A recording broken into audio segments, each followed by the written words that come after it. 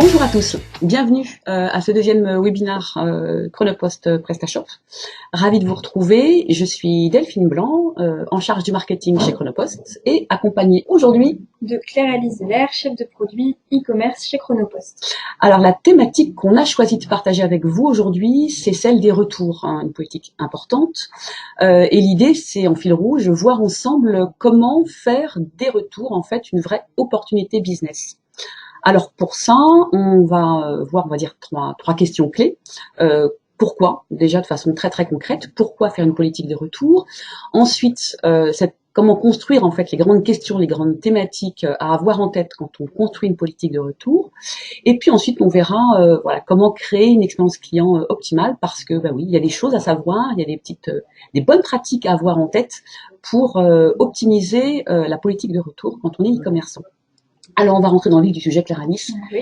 Et la question est, pourquoi faire une politique de retour? Alors, la question à se poser, c'est plutôt, peut-on vraiment s'en passer? Eh bien non, puisqu'en fait, depuis 2014, c'est une obligation légale qui s'appelle le droit de rétractation.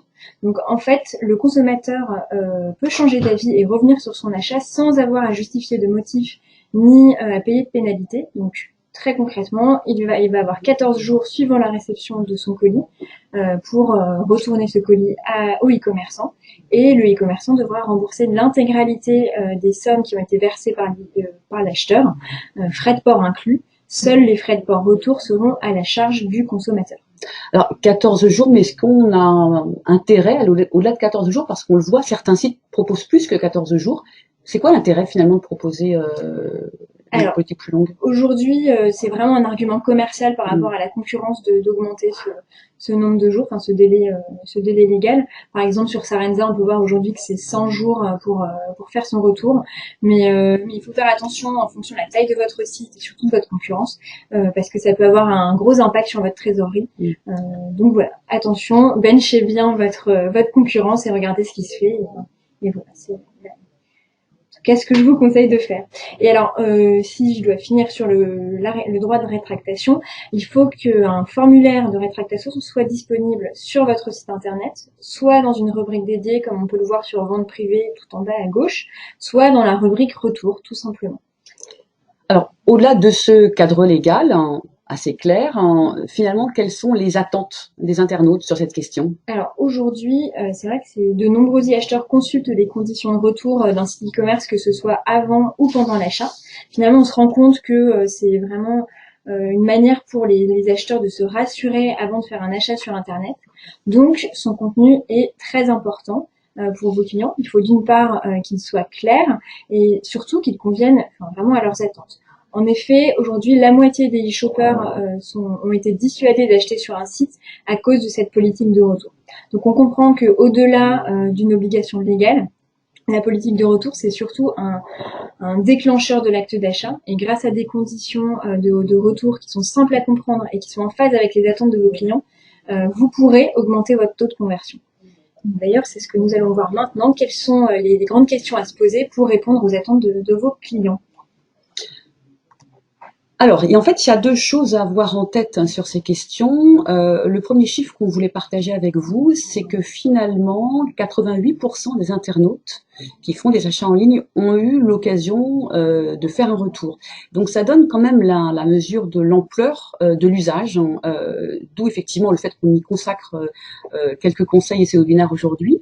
Et le deuxième point qu'on voulait partager avec vous, qui est issu du dernier baromètre e-shopper de DPD Group, c'est la disproportion qu'on a en fonction des marchandises que vous vendez sur vos sites entre les taux de retour observés. Alors bien évidemment, tout ce qui est mode et chaussures observe un taux de retour extrêmement important, on va jusqu'à 25%, sans commune mesure avec les livres, les jouets sur lesquels les taux de retour observés sont plutôt autour de 4%. Ce qu'il faut finalement avoir en tête, c'est l'enjeu, c'est-à-dire que quelles que soient les marchandises que vous proposez à la vente, l'enjeu est plus ou moins important et donc vous y consacrerez plus ou moins d'énergie, d'investissement, et c'est ce qu'on va voir là dans les slides qui viennent. Alors, l'un des enjeux, Delphine, ne serait-il pas de savoir s'il faut faire payer ou offrir les frais de port à ses clients? C'est la question clé. Effectivement. Et là, pour le coup, deux chiffres importants, hein, également tirés du dernier baromètre de DPD Group, qui vous donnent la mesure de l'attente des e-acheteurs. Et l'attente, elle est massive. Hein. Les chiffres sont importants. Aujourd'hui, rappelons-le, hein, 35% de vos clients consultent votre politique de retour avant d'acheter. Et le fait effectivement d'offrir ou d'intégrer à votre politique commerciale la gestion des retours libère clairement l'acte d'achat. Donc ça, c'est un point qui est important. Donc c'est vrai que sur ce sujet-là, c'est l'usage, hein, et on va le voir aussi, voilà, parce que ça donne confiance, hein, notamment à vos nouveaux clients. Donc nous préconisons effectivement de pouvoir intégrer à votre politique commerciale les frais de retour et donc de les offrir. Alors du coup, une fois que la question de la gratuité est posée, se pose la question du mode de retour. Oui. On a plusieurs possibilités. Qu'est-ce qu'il y a de mieux à faire en fait, Clarisse? Alors, globalement, on a le choix entre le rapide et l'express. Alors, le choix va dépendre de vos enjeux et de la stratégie de votre entreprise, étant donné que chaque solution a ses avantages et ses inconvénients. Donc, le retour rapide peut être la solution si vous souhaitez une offre qui est économique. Enfin, c'est d'ailleurs la solution qui est la plus plébiscitée par les e-commerçants européens aujourd'hui. En revanche, elle ne répond pas à tous les cas de figure. Le retour express est, lui, plus onéreux, mais il est intéressant sur plusieurs points. Le premier, c'est qu'il permet d'accélérer la remise en stock du produit retourné sur votre site internet. Il est aussi préconisé pour les marchandises de valeur, étant donné que l'assurance qui est associée est plus importante en cas d'avarie. Et enfin, il permet de bénéficier d'un service de live tracking qui est accessible autant pour vous, e-commerçants, que pour vos clients. Et ce tracking pourra vous permettre, par exemple, de déclencher le remboursement à vos clients dès la réception de la notification d'arrivée dans votre entrepôt. Alors, maintenant, on va aborder la question des modes de retour. Tout d'abord, il faut savoir une chose, c'est que plus le client a le choix, plus il sera satisfait. Donc, sur le graphique qui s'affiche, vous découvrez les différents lieux utilisés habituellement par les acheteurs pour faire leur retour. Donc, comme on peut le voir, il y a plusieurs modes. Par exemple, le dépôt dans un point de proximité, que ce soit un bureau de poste ou un relais commerçant. Alors aujourd'hui, le dépôt en relais commerçant est un peu notre petit chouchou chez Chronopost, puisqu'en fait, ça offre vraiment la plus grande flexibilité pour vos clients. Si on prend l'exemple du réseau Pick-up avec lequel nous travaillons aujourd'hui, il compte plus de 9000 points relais situés à moins de 5 minutes de chez vos clients en moyenne en France. Ces points sont ouverts avec des horaires élargis, 6 jours sur 7, et même pour 38% d'entre eux, même le dimanche. Donc c'est plutôt hyper flexible pour vos clients. Une autre solution, ça peut être, pour ceux en tout cas d'entre vous qui peuvent bénéficier d'un réseau de boutiques partenaires, c'est de proposer un dépôt dans ces points de vente. Ensuite, vous pouvez commander un enlèvement sur demande le matin pour l'après-midi même. Chronopost assure cette prestation et du coup c'est un peu plus flexible et ça permet également de faire du cross-selling dans ces boutiques, donc c'est toujours intéressant. Et enfin, pour un service un peu plus haut de gamme, vous pouvez également proposer un enlèvement cette fois-ci au domicile de votre client, et ça peut tout à fait se faire dans le cadre d'un programme de fidélité par exemple pour vos meilleurs clients. C'est vrai. Alors, on parle de dépôt en bureau de poste, de dépôt en point relais, d'enlèvement en boutique. Alors, c'est des solutions qui nous semblent assez faciles à mettre en œuvre pour faire du retour France vers France. Mais qu'est-ce qu'il en est finalement? Comment est-ce qu'on s'organise lorsqu'on doit faire des retours depuis l'international? C'est vrai qu'aujourd'hui, plus de la moitié des e-commerçants français vendent à l'international. D'ailleurs, vous voyez sur le petit tableau à gauche le top 5 des pays vers lesquels nous vendons le plus en France. Donc, par exemple, la Belgique et l'Espagne arrivent en tête. Donc, la bonne nouvelle, c'est qu'aujourd'hui, vos clients étrangers peuvent avoir la même expérience que vos clients français pour faire leur retour, étant donné que toutes les solutions de retour sont disponibles à l'étranger. Alors, au sein de l'Union européenne, c'est d'autant plus facile qu'il y a une absence de droits de douane au sein de l'Union européenne. Alors, à revoir en fonction des résultats du Brexit 29 mars. Et voir si le Royaume-Uni conserve sa place dans le top 5. Mais en tout cas, au-delà des droits de douane, il y a aussi les réseaux de relais commerçants, comme le réseau Pick-up dont je parlais tout à l'heure, qui là, en Europe, compte 35 000 relais dans 26 pays. Donc c'est vraiment une des solutions sur laquelle vous pouvez vous appuyer pour faire vos retours et même vos livraisons pour l'aller, pour vos produits. Absolument. Voilà. Alors, nous allons maintenant voir de façon plus précise comment le fait de proposer une politique de retour peut aussi créer une expérience intéressante pour vos clients. Voilà, au-delà des grandes questions qu'il fallait aborder sur ces sujets. Alors, quelque chose d'extrêmement important, mais tout simple, hein, faire une politique de retour, ou en tout cas la détailler. Ce qu'il faut avoir en tête, c'est que l'accès doit être extrêmement facile. Le client ne doit pas chercher vos conditions, en fait. Hein. Donc, créer un accès simple, alors sur la homepage, sur la page produit, peu importe, en fonction de votre site, mais faites en sorte, puisqu'elles sont consultées régulièrement, faites en sorte qu'on puisse les voir facilement, et que du coup, vous ayez l'ensemble des fonctionnalités de ce que vous avez prévu, que ce soit la partie emballage, étiquetage, ça on va y revenir un petit peu tout à l'heure, ou les différents dépôts, possibilités, enfin les possibilités que vous proposez à vos clients, mais faites en sorte de tout détailler, que ce soit clair, ça c'est vraiment un point important. Ce qu'on peut voir sur certains sites et qu'on préconise aussi, c'est de le faire sous forme de FAQ, c'est assez ludique, c'est simple à lire, donc voilà, soyez clair, détaillé, et sachez que voilà, le fait de rédiger ça va jouer clairement sur l'acte d'achat. Alors, il faut également détailler les solutions de retour. Donc, comme nous l'avons évoqué tout à l'heure, vous améliorerez l'expérience de votre client en lui offrant un parcours simple et en lui donnant le choix. Le client ne doit pas se sentir otage d'un process imposé et compliqué par le e-commerçant. Il doit plutôt avoir le sentiment que vous vous adaptez à ses contraintes personnelles. Donc la règle la plus simple, c'est de prendre exemple sur votre tunnel de commande et plus particulièrement sur l'étape du choix du mode d'envoi. Donc, comme on l'avait vu lors du précédent webinaire, que vous pouvez d'ailleurs reconsulter sur la page YouTube de PrestaShop et de Chronopost, il est très important d'être transparent sur les transporteurs avec lesquels vous travaillez et les solutions qu'ils proposent. Donc lors du choix du retour, le principe est exactement le même. Vous donnez le choix des solutions, expliquez les différentes modalités et ainsi vous rassurerez votre client qui aura toutes les clés en main pour faire son retour sans encombre et de manière sereine. Du coup, maintenant, nous allons voir de manière... Enfin, on a comment ça s'appelle, évoqué la partie concrète du retour et maintenant on va voir...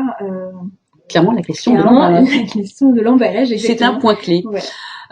L'emballage, effectivement, c'est un point clé à plusieurs titres. Le premier, et il nous semble important de le rappeler, c'est que vous, nous, en tant que transporteurs, e-commerçants, tous, on est plus sensibles, ou en tout cas, on est plus vigilant à la façon dont on consomme, et notamment aussi à la façon dont potentiellement on gaspille ou on souhaite moins gaspiller.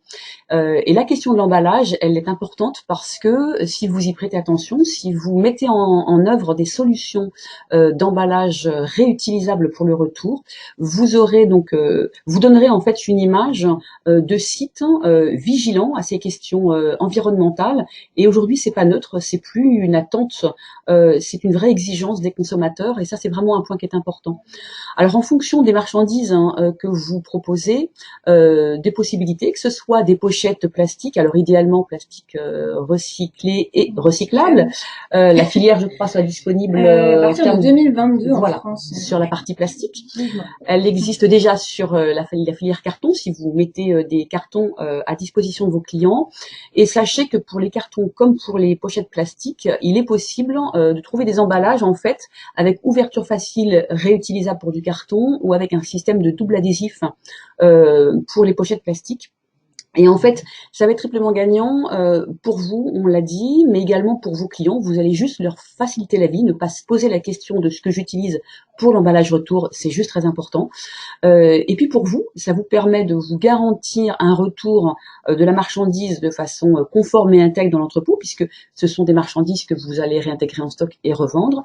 Donc voilà, vous garantir la façon dont ils seront transportés au retour est un point aussi important.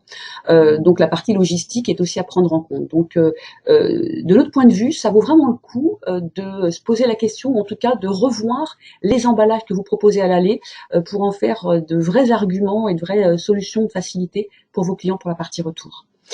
Alors, on l'a vu, hein, l'emballage, voilà, c'est assez top de pouvoir le proposer à ses clients. Alors, si en plus, hein, vous avez des solutions d'étiquetage intégrées, là, pour le coup, grand bonheur pour nos Oui, clients. exactement. Étant donné que en fait, l'impression de l'étiquette, c'est vraiment le deuxième point de friction qu'on avait identifié après l'emballage. Donc aujourd'hui, c'est vrai qu'on est de moins en moins à posséder une imprimante à la maison. Alors la solution peut être bien sûr d'aller imprimer son étiquette retour sur son lieu de travail. C'est vrai que ça complexifie et ça rallonge le processus. Or en achetant sur Internet, votre client sera plutôt dans une logique de gain de temps et de praticité. Et vous, de votre côté, comme je le disais tout à l'heure, votre objectif, c'est de pouvoir réintégrer le produit le plus rapidement possible à votre stock. Donc le baromètre e-shopper de DPD Group nous donne quelques indices sur la façon de procéder. Comme vous pouvez le voir, on a 58% des e-acheteurs qui ont utilisé l'étiquette retour qui était déjà fournie dans le colis. 27% ont dû imprimer eux-mêmes l'étiquette retour. Et enfin, 11% ont dû choisir le transporteur et payer les frais de retour. Donc ça répond également à la question qu'on se posait sur les frais de retour payants ou offerts. Alors, concrètement, sur cette étiquette, plusieurs choix s'offrent à vous.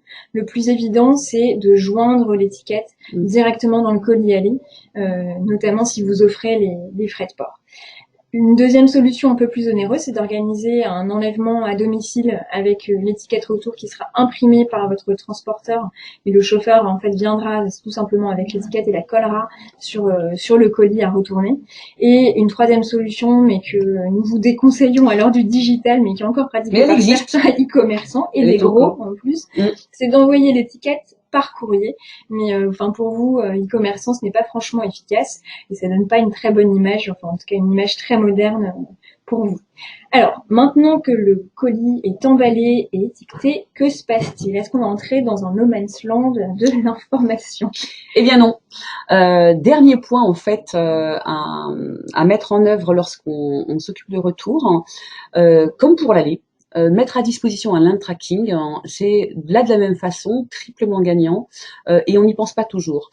Alors c'est gagnant pour votre client déjà parce que si dans vos conditions, dans vos politiques tarifaires, vous soumettez le remboursement de la marchandise à la bonne réception du colis retour, de pouvoir suivre la bonne livraison du colis en retour rassurera votre client et il aura l'information et donc il ne vous appellera pas pour savoir quand est-ce que le remboursement se fera puisqu'il aura l'information de la livraison en retour.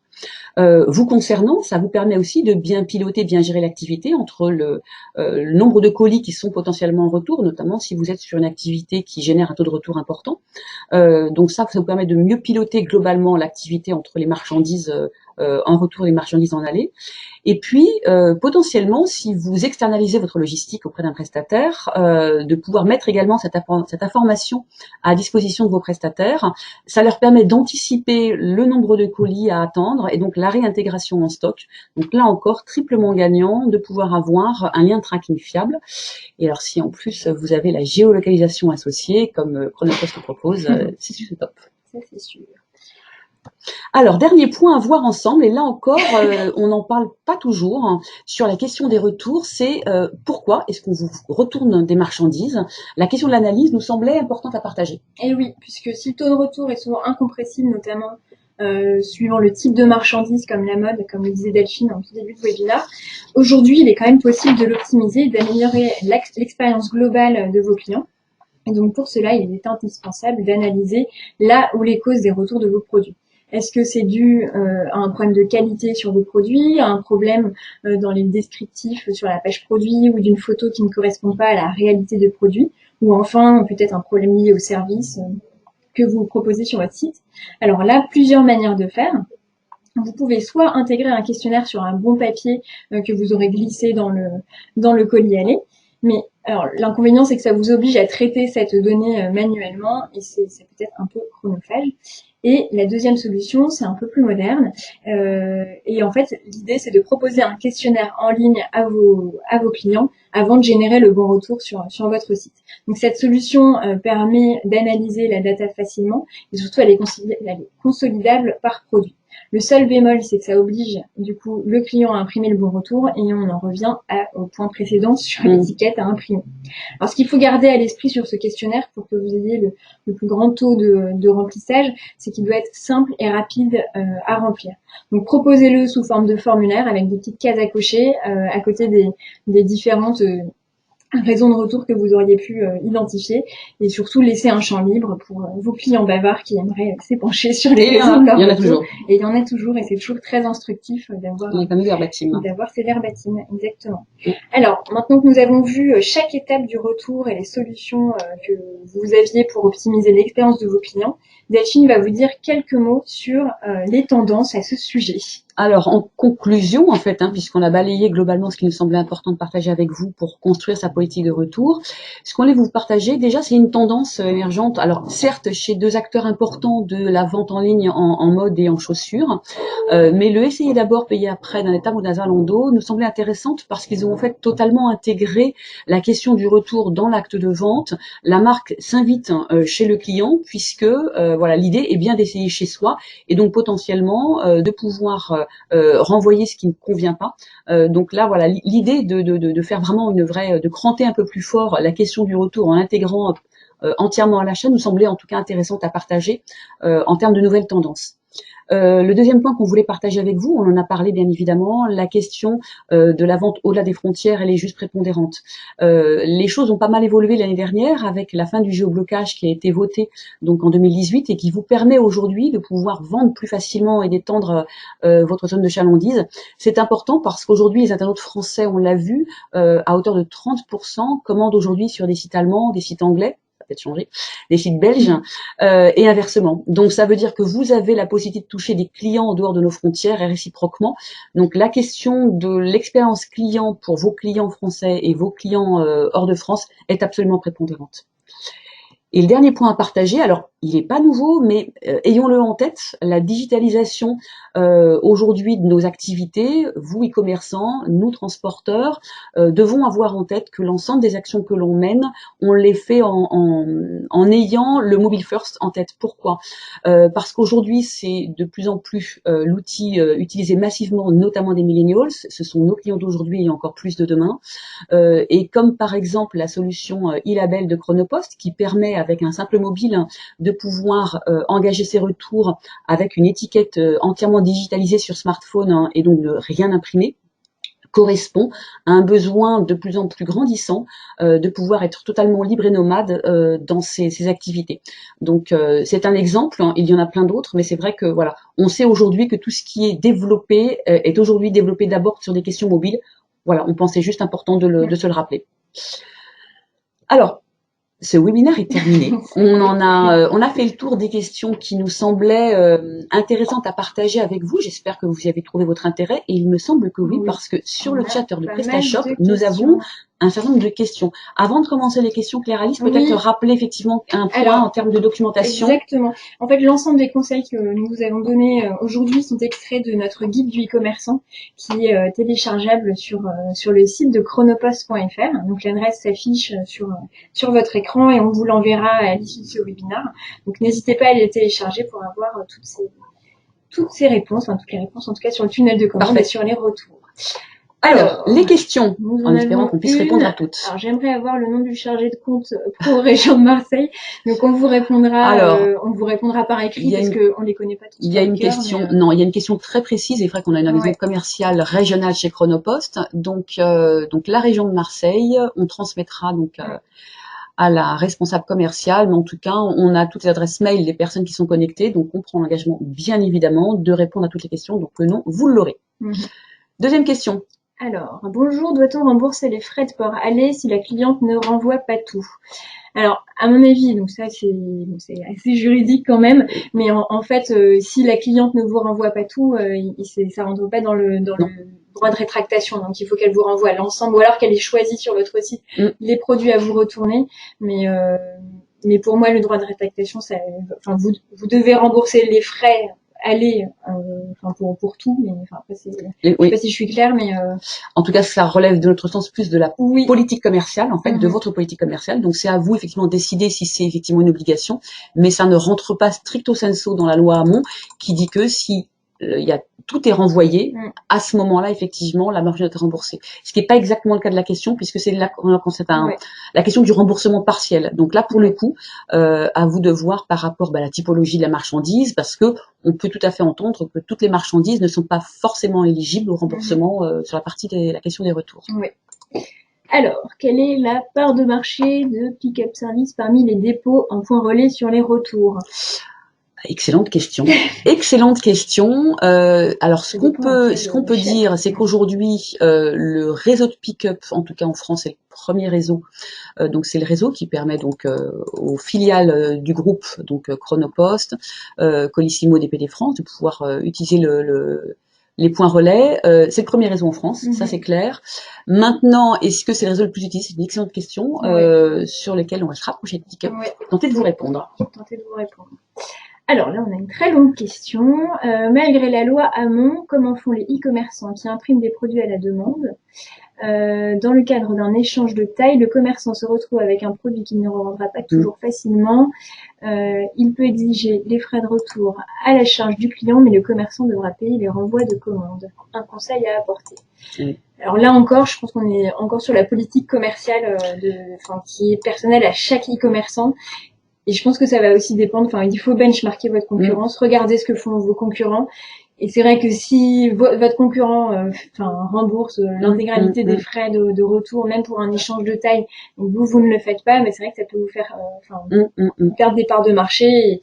Et en consultant les conditions de retour et en les comparant entre vos deux sites, surtout si vous avez des produits qui sont similaires, parce qu'après, si les produits sont différenciants par eux-mêmes, là, de toute façon, la question va pas trop se poser. Mais oui, mon conseil, c'est vraiment de regarder ce que fait votre concurrent ou vos concurrents et de s'aligner dessus. Si vraiment il y a une grosse concurrence, c'est que vous en souffrez en tout cas, ou que c'est un challenge pour vous. Mais c'est vrai que sur les pièces à la commande, oui, c'est une. Après, ce qui est intéressant de voir, c'est si vous constatez en fait des réitérations fortes de ce type effectivement de renvoi. C'est la question de l'analyse, c'est de comprendre en fait qu'est-ce qui n'a pas fonctionné, qu'est-ce qui fait qu'aujourd'hui sur un produit a priori personnalisé, presté à la commande, qu'est-ce qui n'a pas fonctionné, qu'est-ce qui fait que le produit rentre en retour. Après, pour vraiment un produit qui est fait sur mesure, vous pouvez l'exclure de vos conditions de retour. Ça, on le voit beaucoup chez les commerçants qui vraiment font des modèles sur mesure. Par exemple, sur les habits, les vêtements sur mesure, qui sont pas toujours retournables. Et ça, c'est clairement entendable par un client de ne pas pouvoir retourner ce genre d'article. Alors, on a 2 fois la même question. Tac, tac, tac, je descends. Alors, vous avez parlé en conclusion de digitalisation et de e-label. Pouvez-vous nous en dire plus? Alors oui, en fait, e-label, c'est une solution que Chronopost a lancée assez récemment. Ça permet en fait de pouvoir recevoir, donc là effectivement le e-commerçant en fait, vous avez la possibilité plutôt que d'envoyer une lettre de transport à coller, vous envoyez en fait un QR code. Donc alors la contrainte, c'est vrai qu'il faut que vos clients soient tous équipés de smartphones, mais enfin aujourd'hui c'est généralement quand même le cas. Donc on a un peu anticipé sur ces questions-là. Et l'idée, c'est que votre client en fait récupère le QR code et donc le montre dans n'importe quel point relais du réseau pick-up. Et en fait, le QR code permet de pouvoir déposer un colis donc sans imprimer d'étiquette. C'est le point relais qui va apposer un code à barre, qui va faire l'appairage entre le code à barre et le colis de votre client. Mais l'idée, c'est justement d'avoir des solutions entièrement digitales et qui évitent à vos clients d'imprimer chez eux. C'est du paperless, c'est très bon pour l'environnement et ça simplifie énormément la partie retour pour vos clients, mais également pour les commerçants des points relais. Oui, donc c'est vraiment une expérience qu'on préconise chez Chronopost, parce que pour vos clients, c'est du gain de temps pour vous et pour vos clients, donc à faire en tout cas. Et pour en savoir plus, si je n'ai pas été claire, chronopost.fr. Exactement. Alors, bonjour, quelle solution proposez-vous pour des envois et retours en grand export, les États-Unis notamment? Problème de frais de douane, prise en charge par le client ou l'entreprise? Alors, pour la question du grand export, donc tout ce qui est USA, mais Chine également, qui est un pays sur lequel il y a énormément d'échanges, bien évidemment. Alors, c'est pas que ce soit plus compliqué, c'est juste qu'il faut effectivement joindre donc la documentation administrative, donc facture commerciale, avec le détail de ce qu'on vous demande par les douanes, donc de la marchandise, des frais de port, etc. Donc, il y a des documents commerciaux et des documents douaniers à joindre au colis. Donc, il y a un geste administratif supplémentaire à faire sur vos envois et sur vos exports, on va dire hors de l'Union européenne. Donc là, pour le coup, chaque pays a un petit peu ses contraintes, sa réglementation douanière qui leur est propre.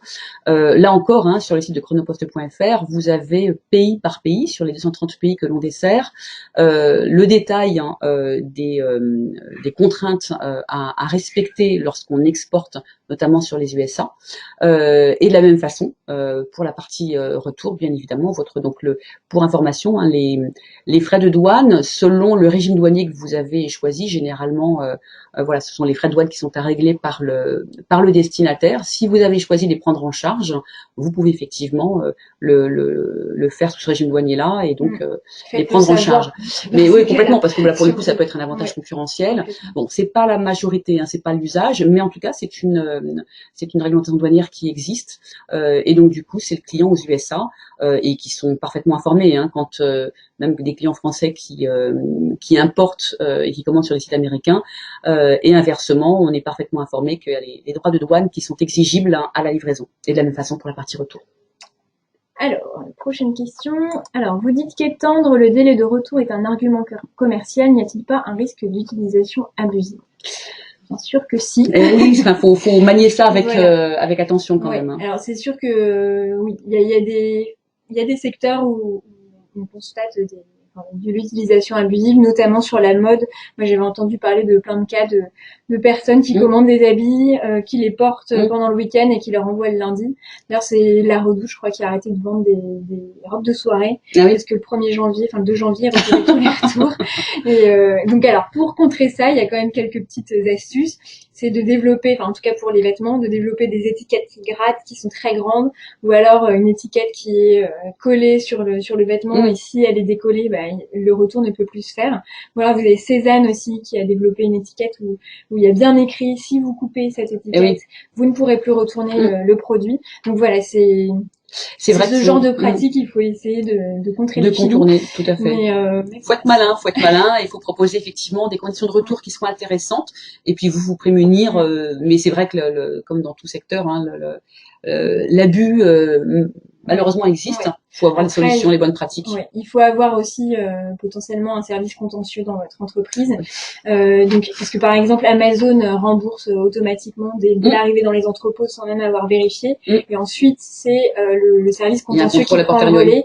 Et donc, du coup, s'il y a eu un abus, par exemple, un objet cassé, un objet qui a été porté, enfin, il y a des gens qui respirent les habits, qui respirent, enfin, qui regardent en tout cas, qui vérifie bien que le produit n'a pas été utilisé. Et donc, si c'est constaté, là, à ce moment-là, on a le service contentieux qui va faire une action et qui nous va, voilà. Et puis, ça intègre aussi la question de l'analyse, hein, dont on parlait tout à l'heure, à savoir de comprendre pourquoi, mais potentiellement aussi quels sont les clients qui sont peut-être un peu trop friands de retour un peu abusifs.